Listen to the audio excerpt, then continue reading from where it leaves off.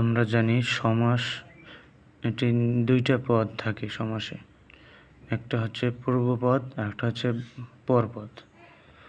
আবার অনেক সময় কেউ কেউ বলেন প্রথম পদ এবং দ্বিতীয় পদ, দুইটা পদ থাকে সমাসে। এখন দেখব আমরা দ্বন্দ্ব সমাস, এটি উভয় পদ প্রাধান্য পায়। দ্বন্দ্ব সমাস এটি মনে রাখতে হবে যে এটি উভয় পদ প্রাধান্য পায়। যেমন ঝড় বৃষ্টি, ঝড় বৃষ্টি, তাহলে ঝড় একটি পদ, বৃষ্টি আর একটি পদ। এটা হচ্ছে পূর্বপদ, এটা হচ্ছে পরপদ, বা এটা হচ্ছে প্রথম পদ, এটা হচ্ছে দ্বিতীয় পদ। তো ঝড় বৃষ্টি দ্বারা কি বোঝানো হয়? শুধু ঝড় বোঝানো হয় না, শুধু বৃষ্টি বোঝানো হয়। ঝড় দ্বারা ঝড় বোঝানো হয় না, শুধু বৃষ্টিও বোঝানো হয় না। ঝড় বৃষ্টি দ্বারা উভয়টাই বোঝানো হয়, ঝড় বৃষ্টি। তার মানে উভয় পদ প্রাধান্য পায়। ঝড় বৃষ্টি দ্বারা উভয় পদ প্রাধান্য পায়। বহুব্রীহি সমাস, এর তৃতীয় পদ প্রাধান্য পায়। এখন আমরা জানি দুইটি পদ থাকে, তাহলে তৃতীয় পদ আবার কেমন হলো? তৃতীয় পদ কোথায় আসলো?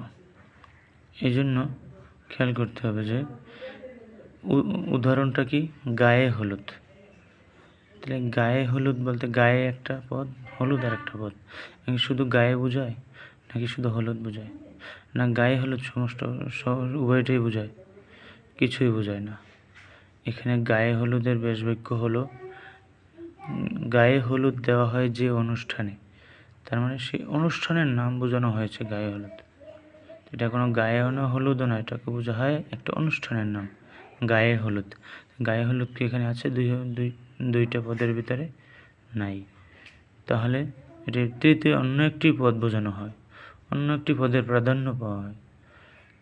বহুব্রীহি সমাস তৃতীয় পদ প্রাধান্য পায়। আবার আছে ধরেন হাতে খড়ি, হাতে খড়ির দ্বারা হাতেও বোঝানো হয় না, খড়িও বোঝানো হয় না। কী বোঝানো হয়? হাতে খড়ি দেওয়া হয় যে অনুষ্ঠানে, সেই অনুষ্ঠানের নাম বোঝানো হয়েছে, তাই এটাকে বলা হয় তৃতীয় পদ প্রাধান্য পায়, বহুব্রীহি সমাস।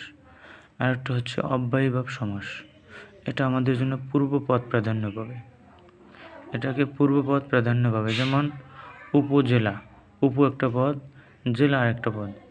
তাহলে উপজেলা বলতে কি খালি উপ বোঝানো হয় না শুধু জেলা বোঝানো হয়?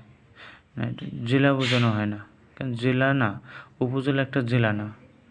জেলার সাদৃশ মানে জেলার মতো, উপ বলতে বোঝায় ক্ষুদ্র জিনিস, ক্ষুদ্র জিনিসটাকে উপ বোঝায়, ছোট